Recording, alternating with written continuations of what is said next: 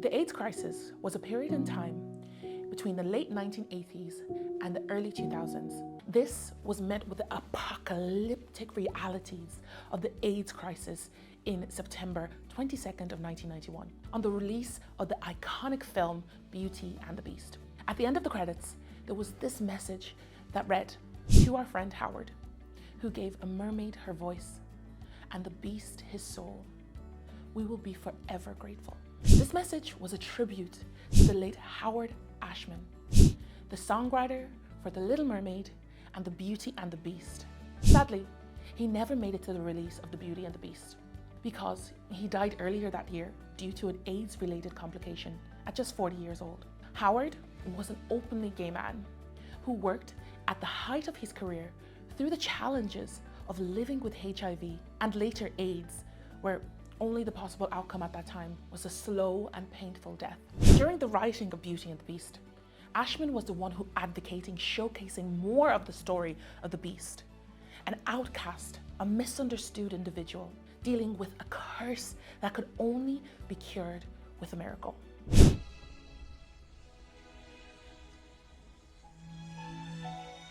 The allegories of AIDS in The Beauty and the Beast and more is evident of Ashman's lyrics in the song, The Mob Song, which reads, "We don't like what we don't understand. In fact, it scares us, and this monster is mysterious at least."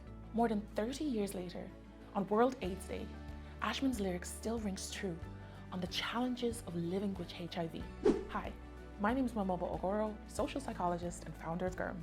And if you want to learn how to unify across differences, make sure you are subscribing. The fight against HIV and AIDS has come a long way since 1991. In February 2003, the 5th person was declared completely cured of HIV. And there are countless medications helping millions of HIV-positive individuals live long and healthy lives.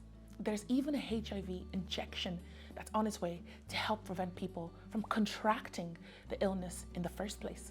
However, one thing still hasn't changed since the virus first appeared, and that's the stigma. So let me introduce you to social psychologist and PhD candidate Gustavo Aybar. Gustavo's research looks into how lesbian and gay individuals cope with stigma-related stressors across different social and cultural contexts. Gustavo, take it away. So thank you, Mamobo. I'll take it from here. Before we delve into the topic of HIV stigma, I think it's important to distinguish a couple of things. First of all, HIV and AIDS are not the same. HIV stands for Human Immunodeficiency Virus. That is a virus that makes your immune system attack itself. And as every other virus out there, you can have high levels or low levels of the virus in your system.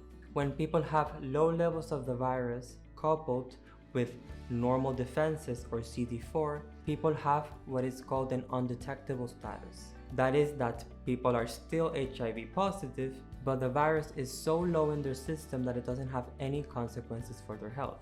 And most importantly, they cannot transmit it. That's why we say undetectable equals untransmissible. Got it? Got it. And people are still HIV positive because viruses cannot be cured. But I think I don't have to explain that to any of you because we all became public health experts during the global panini. Coronavirus! Coronavirus! I hope so. So when people with HIV have high levels of HIV in their system and low defenses, they have a detectable viral load. That is that HIV can have negative consequences for their health and they can transmit the virus. But transmission can only happen with direct contact with body fluids such as blood, breast milk, and all of the fluids exchanged during the act. So in Gorm, we're trying not to get demonetized, so we hope that you understand what we're trying to say. And before anybody starts becoming a little bit clever downstairs on the comments, it's important to mention that it's only through direct contact between fluids. That is that HIV dies very quickly when outside of the body and when it's exposed to the elements. So when people with a detectable viral load spend many years without, or months without their proper treatment and medical guidance, they can develop AIDS. AIDS stands for Acquired Immunodeficiency Syndrome. It is a life-threatening condition caused by HIV.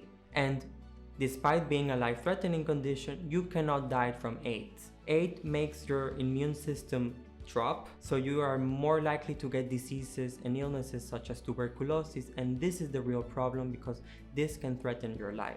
And despite being a life-threatening condition, it's not a death sentence. People who have AIDS through medication and proper treatment can lower the amount of virus in their system, return to an HIV positive status, not having AIDS, and they can even become undetectable. In terms of statistics, as of 2022, 1.3 million people were recently diagnosed with HIV. More than 600,000 died of AIDS-related causes, and it's estimated that 39 million people live with HIV currently.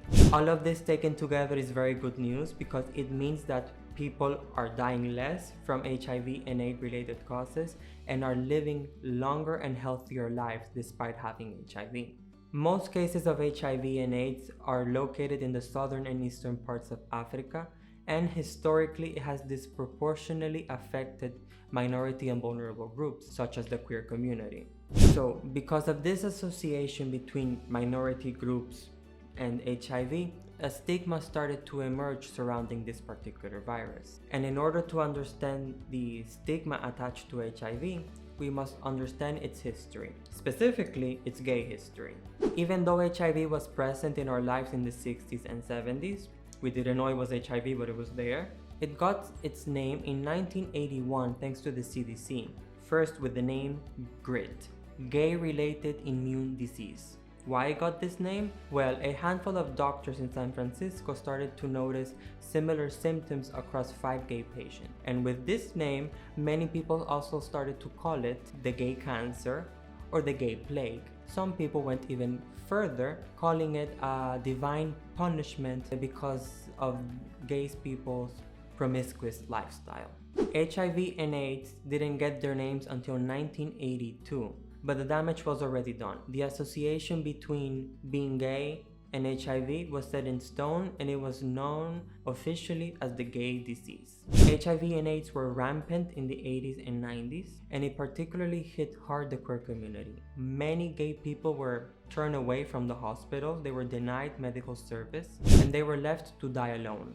On top of that, many gay people were disowned by family and friends because they were practically outed as gay for having HIV. So what were people in power doing during this time?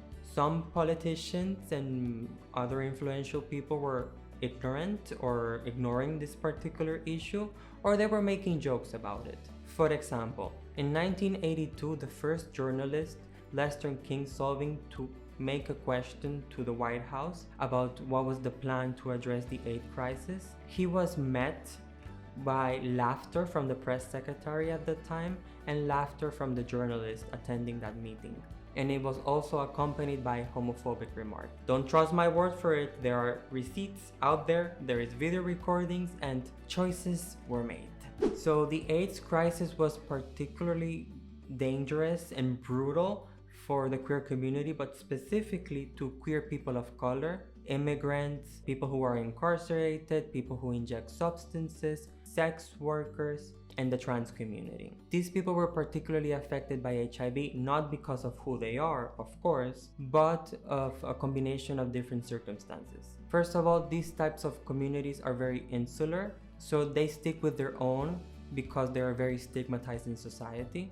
Second of all, they're mistreated and ignored by the medical establishment, so early diagnosis is not a thing.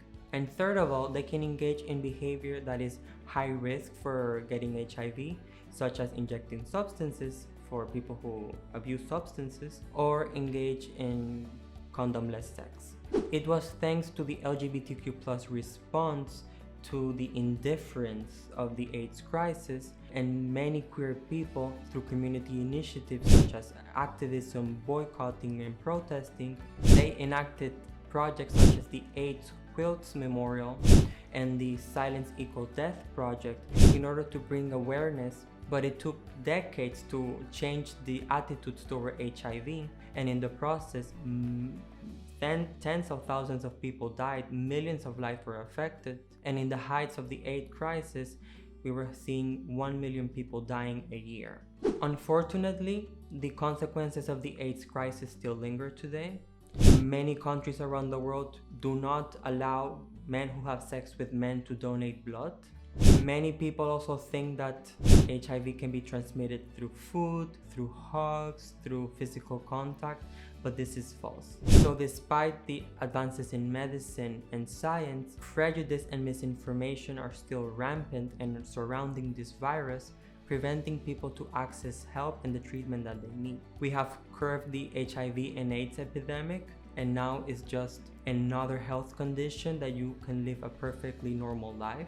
But still, the real epidemic still persists, which is an epidemic of stigma. So that's all from my side. So back to you, Mamobo. Thanks, Gustavo. So today on World AIDS Day, we want to shed a light on a long-standing stigma regarding HIV. HIV is no longer a death sentence, as it was to Howard Ashman. Now, it's a treatable health condition. The real monster is the stigma, which can only be treated and defeated with accurate information, awareness, and knowledge of its history. We can also dispel HIV stigma by consuming art, media, and the stories of individuals who are HIV positive, such as Jonathan Van Ness from Queer Eye and Billy Porter from Pose. And if all of this sounds too much, be our guest. We can help you become familiar with people from all walks of life. Because, as Howard Ashman said, we can only fear what we don't understand. Okay, that's it. Thank you.